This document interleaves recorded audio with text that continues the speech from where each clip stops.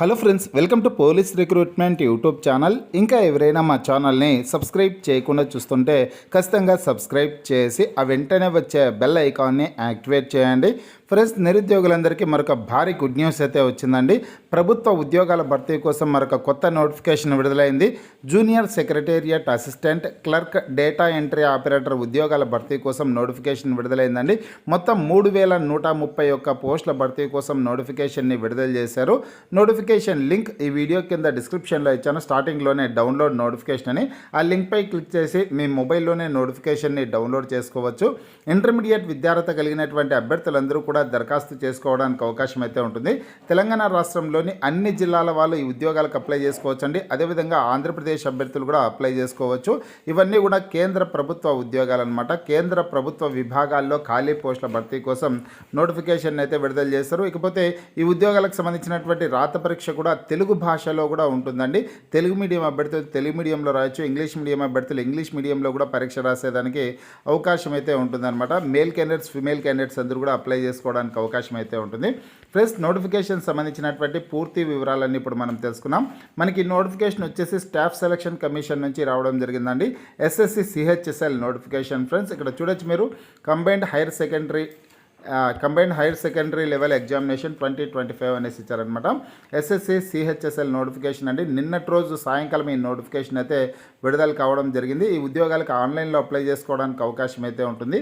June 23వ తారీఖు నుంచి July 18వ తారీఖు వరకు ఆన్లైన్లో దరఖాస్తు చేసుకోవడానికి అవకాశం అయితే కల్పిస్తున్నారు. చివరి రోజు జూలై 18వ తారీఖు. ఫ్రెండ్స్, ఈ ఉద్యోగాలకు సంబంధించి ఎగ్జామ్స్ ఎప్పుడు నిర్వహిస్తారంటే కన్నా కంప్యూటర్ ఆధారిత పరీక్షలు, computer based examination tyre 1 exams వచ్చేసి సెప్టెంబర్ 8వ తారీఖు నుంచి సెప్టెంబర్ 18వ తారీఖు వరకు టైర్ 1 ఎగ్జామ్స్ అయితే నిర్వహిస్తారండి. టైర్ 2 ఎగ్జామ్స్ వచ్చేసి ఫిబ్రవరి, మార్చి నెలల్లో నిర్వహించడం అయితే జరుగుతుందన్నమాట. టైర్ 1 ఎగ్జామ్స్కి సంబంధించినటువంటి డేట్స్ కూడా అనౌన్స్ చేయడం జరిగింది కాబట్టి మీరు ప్రిపరేషన్పై దృష్టి పెట్టండి. ఇక ఈ నోటిఫికేషన్ ద్వారా ఏ ఉద్యోగాల్ని భర్తీ చేస్తారంటే కన్నా కేంద్ర ప్రభుత్వ విభాగాలు, కేంద్ర మంత్రిత్వ శాఖల్లో ఖాళీగా ఉన్నటువంటి క్లర్క్ పోస్టులు అండి, ఎల్డీసీ పోస్టులు, లోయర్ డివిజన్ క్లర్క్ పోస్టులు, అలాగే జూనియర్ సెక్రటేరియట్ అసిస్టెంట్ పోస్టులు, అదేవిధంగా డేటా ఎంట్రీ ఆపరేటర్ ఉద్యోగాల్ని నోటిఫికేషన్ ద్వారా భర్తీ చేయడం అయితే జరుగుతుంది. ఎల్డీసీ పోస్టులకు జేఎస్సీ అంటే కన్నా జూనియర్ సెక్రటేరియట్ అసిస్టెంట్ ఉద్యోగాలకి శాలరీ వచ్చేసి 19,900 రూపాయల నుంచి 63,200 రూపాయల వరకు శాలరీ ఉంటుంది. డేటా ఎంట్రీ ఆపరేటర్ ఉద్యోగాలకేమో 25,500 రూపాయల నుంచి 81,100 రూపాయల వరకు శాలరీ అయితే ఉంటుందన్నమాట. టోటల్ వేకెన్సీస్ డీటెయిల్స్ చూసుకున్నట్లయితే 3,131 ఉద్యోగాల భర్తీ కోసం ఈ నోటిఫికేషన్ అయితే విడుదల చేశారండి. ఇక ఈ సంఖ్య మరింత పెరిగేదానికి కూడా అవకాశం అయితే ఉంటుందన్నమాట. ప్రస్తుతానికి ఉన్నటువంటి ఖాళీలు వచ్చేసి 3,131 ఉద్యోగాల భర్తీ కోసం నోటిఫికేషన్ అయితే జారీ చేయడం జరిగింది. ఇవి కేంద్ర ప్రభుత్వ ఉద్యోగాలు కాబట్టి తెలంగాణ రాష్ట్రంలోని 33 జిల్లాల వాళ్ళు దరఖాస్తు చేసుకోవచ్చు. అదేవిధంగా ఆంధ్రప్రదేశ్ రాష్ట్రంలోని 26 జిల్లాల అభ్యర్థులందరూ కూడా అప్లై చేసుకోవడానికి అవకాశం అయితే ఉంటుందండి. ఇక్కడ ఇచ్చారు చూడండి, citizen of India, Indian citizen అయినటువంటి అభ్యర్థులందరూ కూడా దరఖాస్తు చేసుకోవడానికి అవకాశం అయితే ఉంటుంది. ఏజ్ లిమిట్ చూసుకున్నట్లయితే ఏజ్ వచ్చేసి 18 నుంచి 27 సంవత్సరాల లోపు ఉన్నటువంటి అభ్యర్థులందరూ కూడా దరఖాస్తు చేసుకోవచ్చండి. మీరు ఈ నోటిఫికేషన్ని డౌన్లోడ్ చేసుకున్నట్లయితే కన్నా ఏ డేట్ నుంచి ఏ డేట్ లోపు జన్మించినటువంటి అభ్యర్థులు దరఖాస్తు చేసుకోవచ్చు అనే వివరాలన్నీ కూడా తెలుసుకోవచ్చు. 18 నుంచి 27 సంవత్సరాలు అయితే ఏజ్ ఉండాలి. ఎస్సీ ఎస్టీ అభ్యర్థులకి 5 సంవత్సరాలు, బీసీ అభ్యర్థులకి 3 సంవత్సరాల పాటు వయో పరిమితిలో సడలింపు అయితే ఉంటుంది. అంటే ఓసీ అభ్యర్థులేమో 18 నుంచి 27 సంవత్సరాలు, ఎస్సీ ఎస్టీ అభ్యర్థులేమో 18 నుంచి 32 సంవత్సరాలు, బీసీ అభ్యర్థులు వచ్చేసి 18 నుంచి 30 సంవత్సరాల లోపు ఉన్నటువంటి అభ్యర్థులందరూ కూడా దరఖాస్తు చేసుకోవచ్చండి. ఫిజికల్లీ హ్యాండిక్యాప్డ్ పర్సన్స్కి ఏమో 10 సంవత్సరాల పాటు వయో పరిమితిలో సడలింపు ఉంటుంది. అలాగే ఇక్కడ పీడబ్ల్యూడీ అభ్యర్థులకి, బీసీ అభ్యర్థులు అయితే 13 సంవత్సరాలు, ఎస్సీ ఎస్టీ కేటగిరీ అభ్యర్థులకి అయితే కన్నా 15 సంవత్సరాల పాటు వయో పరిమితిలో సడలింపు అయితే ఉంటుందన్నమాట ఫిజికల్లీ హ్యాండిక్యాప్డ్ పర్సన్స్కి. ఇక ఈ ఉద్యోగాలకి దరఖాస్తు చేసుకోవడానికి ఎడ్యుకేషనల్ క్వాలిఫికేషన్ డీటెయిల్స్ అయితే ఒకసారి చూద్దాం.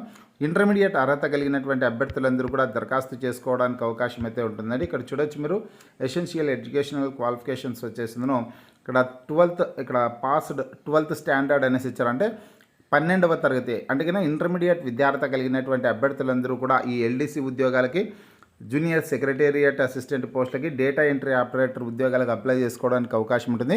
ఇంటర్మీడియట్ అర్హతతో పాటు ఇక్కడ 12th స్టాండర్డ్ అనేసి ఇచ్చారనమాట. అంటే 10+2 అర్హత అండి. అంటే ఇంటర్మీడియట్తో పాటుగా డిప్లొమా విద్యార్హత కలిగినటువంటి అభ్యర్థులు కూడా దరఖాస్తు చేసుకోవడానికి అవకాశం ఉంటుంది.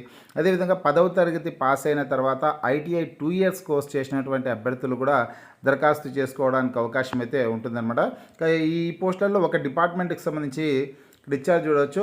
Food and public distribution, ministry of culture, ఈ డిపార్ట్మెంట్కి సంబంధించిందను ఇంటర్మీడియట్లో MPC గ్రూప్ చదివినటువంటి అభ్యర్థులు అప్లై చేసుకోవడానికి అవకాశం అయితే ఉంటుంది. ఆ ఒక్క డిపార్ట్మెంట్కి సంబంధించి మిగతా అన్ని రకాల ఉద్యోగాలు కూడా 12th స్టాండర్డ్ అంటే ఇంటర్మీడియట్ ఏదైనా సరే, ఏ గ్రూప్ అయినా పర్వాలేదు, ఇంటర్మీడియట్ అర్హత కలిగినటువంటి వారందరూ కూడా దరఖాస్తు చేసుకోవచ్చు. LDC పోస్టులకి, జూనియర్ సెక్రటేరియట్ అసిస్టెంట్ పోస్టులకు మాత్రం ఒక్క డిపార్ట్మెంట్లో భర్తీ చేస్తే డేటా ఎంట్రీ ఆపరేటర్ ఉద్యోగాలకు మాత్రమే MPC group, intermediate MPC group చదివినటువంటి వాళ్ళు అప్లై చేసుకోవడానికి అవకాశం అయితే ఉంటుందన్నమాట. మిగతా అన్ని రకాల ఉద్యోగాలకి ఏదైనా సరే ఇంటర్మీడియట్, డిప్లొమా, ITI అర్హత వాళ్ళు అప్లై చేసుకోవచ్చు. హౌ టు అప్లై అనేసి ఇచ్చారు. కేవలం ఆన్లైన్ మోడ్లో, ఆన్లైన్లో మాత్రమే దరఖాస్తు చేసుకోవడానికి అవకాశం ఉంటుంది. ssc.gov.in అనే వెబ్సైట్లోకి వెళ్ళి మీరు ఆన్లైన్లో దరఖాస్తు చేసుకోవడానికి అవకాశం అయితే ఉంటుందండి. ఇంట్రెస్ట్ ఉన్నటువంటి అభ్యర్థులు ముందుగా ఈ వెబ్సైట్లోకి వెళ్ళి మీరు ఆన్లైన్లో దరఖాస్తు చేసుకోవాలంటే ముందుగా SSC అఫీషియల్ వెబ్సైట్లోకి వెళ్ళి రిజిస్ట్రేషన్ అయితే చేసుకోవాలి. రిజిస్ట్రేషన్ ప్రాసెస్ కంప్లీట్ అయిన తర్వాత ఆ యూజర్ ఐడిని ఉపయోగించుకునేసి ఈ ఉద్యోగాలకు సంబంధించినటువంటి అప్లికేషన్ ఫామ్ ఫిల్ చేసేదానికి అవకాశం అయితే ఉంటుంది. అప్లికేషన్ ఫీజు చూసుకుంటే కేవలం ₹100 అప్లికేషన్ ఫీజు అయితే చెల్లించాల్సింది ఉంటుందండి. ఈ ₹100 అప్లికేషన్ ఫీజు కూడా OC అభ్యర్థులు, OBC అభ్యర్థులు చెల్లించాలి. ఇక్కడ ఉమెన్ క్యాండిడేట్స్ అంటే మహిళా అభ్యర్థులు, SC కేటగిరీ అభ్యర్థులు, ST కేటగిరీ అభ్యర్థులు, దివ్యాంగులు ఎటువంటి ఫీజు చెల్లించాల్సిన అవసరం అయితే ఉండదండి. ఫ్రీగానే ఆన్లైన్లో దరఖాస్తు చేసుకోవచ్చు. మహిళా అభ్యర్థులు, SC ST అభ్యర్థులు, ఫిజికల్లీ హ్యాండిక్యాప్డ్ పర్సన్స్ అనమాట. OC అభ్యర్థులు, OBC కేటగిరీ అభ్యర్థులు కేవలం ₹100 అప్లికేషన్ ఫీజు చెల్లించాల్సింది ఉంటుంది. పోతే ఎగ్జామినేషన్ సెంటర్స్ చూసుకుంటే తెలంగాణ అభ్యర్థులకి తెలంగాణ రాష్ట్రంలో, ఆంధ్రప్రదేశ్ అభ్యర్థులకి ఆంధ్రప్రదేశ్ రాష్ట్రంలో ఎగ్జామినేషన్ సెంటర్స్ అయితే ఉంటాయండి. ఎగ్జామినేషన్ సెంటర్స్ డీటెయిల్స్ అయితే ఇక్కడ ఇచ్చారు. తెలంగాణ అభ్యర్థులకి హైదరాబాద్, కరీంనగర్, వరంగల్ ప్రాంతాల్లో ఎగ్జామినేషన్ సెంటర్స్ ఉంటాయి.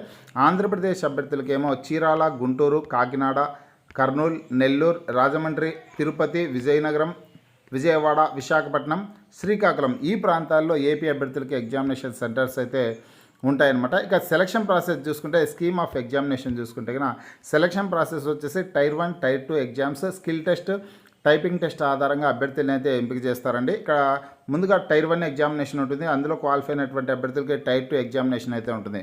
ఇప్పుడు మనం Tier 1 సంబంధించినటువంటి సిలబస్ అయితే చూద్దామండి. Tier 1 సంబంధించినటువంటి ఎగ్జామినేషన్ సిలబస్ వచ్చి మొత్తం 100 ప్రశ్నలు అయితే ఉంటాయండి. ప్రతి ప్రశ్నకి 2 మార్కులు చొప్పున 200 మార్కులకి ఎగ్జామినేషన్ అయితే ఉంటుందన్నమాట. కేవలం 4 టాపిక్స్ నుంచి మాత్రమే క్వశ్చన్స్ అయితే అడుగుతారు.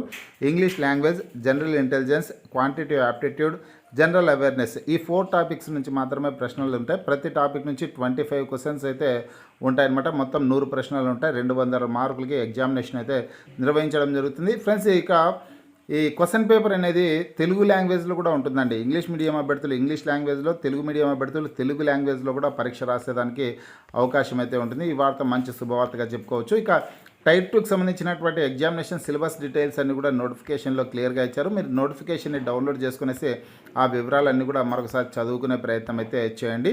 ఇక Tier 1, Tier 2 ఎగ్జామ్స్లో క్వాలిఫై అయినటువంటి అభ్యర్థులకి స్కిల్ టెస్ట్, టైపింగ్ టెస్ట్ అయితే ఉంటుందండి.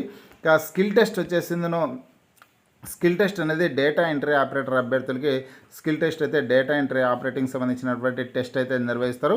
ఇక LDC ఉద్యోగాలకి, జూనియర్ సెక్రటేరియట్ అసిస్టెంట్ ఉద్యోగాలకేమో టైపింగ్ టెస్ట్ అయితే నిర్వహించడం జరుగుతుందన్నమాట. Skill test for data entry operator. ఇక్కడ Part Bలో చూసుకున్నట్లయితే Part Bలో skill test for the data ఇక్కడ లేదండి, ఇక్కడ Part Cలో అనమాట.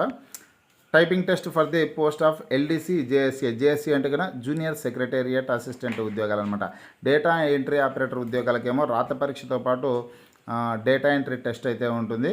అదేవిధంగా LDC ఉద్యోగాలకి, జూనియర్ సెక్రటేరియట్ అసిస్టెంట్ ఉద్యోగాలకేమో టైపింగ్ టెస్ట్ అయితే నిర్వహించడం జరుగుతుందన్నమాట. వీటిలో కూడా క్వాలిఫై అయినటువంటి అభ్యర్థులకి పోస్టింగ్ అయితే ఇస్తారండి. ఇక్కడ సిలబస్ డీటెయిల్స్ కానీ కంప్లీట్ ఇన్ఫర్మేషన్ అంతా కూడా సిలబస్కి సంబంధించినటువంటి వివరాలన్నీ టైర్ 1 సంబంధించి టైర్ 2కి సంబంధించినటువంటి కంప్లీట్ ఇన్ఫర్మేషన్ అంతా కూడా నోటిఫికేషన్లో క్లియర్గా ఇచ్చారు. మీరు నోటిఫికేషన్ని డౌన్లోడ్ చేసుకున్నట్లయితే కనుక ఇక్కడ 20వ పేజీలో 21వ పేజీలో సిలబస్కి సంబంధించినటువంటి పూర్తి సమాచారం తెలుసుకోవచ్చు.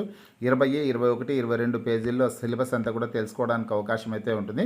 ఇక ఎగ్జామినేషన్ ఏ లాంగ్వేజ్లో నిర్వహిస్తారు అంటే నేను తెలుగు లాంగ్వేజ్లో కూడా ఎగ్జామినేషన్ నిర్వహిస్తారనేసి చెప్పాను కదా. అక్కడ ఆ లాంగ్వేజెస్ వారిగా మీరు చెక్ చేసుకోవడానికి 77వ పేజీలో క్లియర్గా ఆ లాంగ్వేజ్ డీటెయిల్స్ అయితే ఇవ్వడం జరిగిందనమాట. ఇక్కడ చూడొచ్చు లాంగ్వేజెస్ ఫర్ ఎగ్జామినేషన్ అనేసి ఇచ్చారు కదా. ఇక్కడ ఇంగ్లీష్ మీడియం అభ్యర్థులు ఇంగ్లీష్ మీడియంలో ఎగ్జామినేషన్ రాసేదానికి అవకాశం ఉంటుంది. తెలుగు మీడియం అభ్యర్థులు చూడొచ్చు ఫ్రెండ్స్, ఇక్కడ 14వ నెంబర్లో తెలుగు ఉండదు కదా.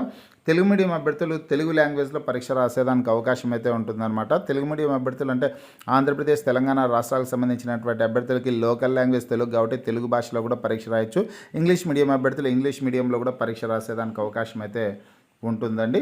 ఇది ఫ్రెండ్స్ నోటిఫికేషన్. మీరు కూడా మీ మొబైల్లో ఒకసారి నోటిఫికేషన్ని డౌన్లోడ్ చేసుకొని కంప్లీట్ డీటెయిల్స్ అనేది తెలుసుకునేసి ఇంట్రెస్ట్ ఉన్నటువంటి అభ్యర్థులు దరఖాస్తు చేసుకునే ప్రయత్నం అయితే చేయండి. మీకు ఈ వీడియో నచ్చినట్లయితే లైక్ చేయండి, షేర్ చేయండి.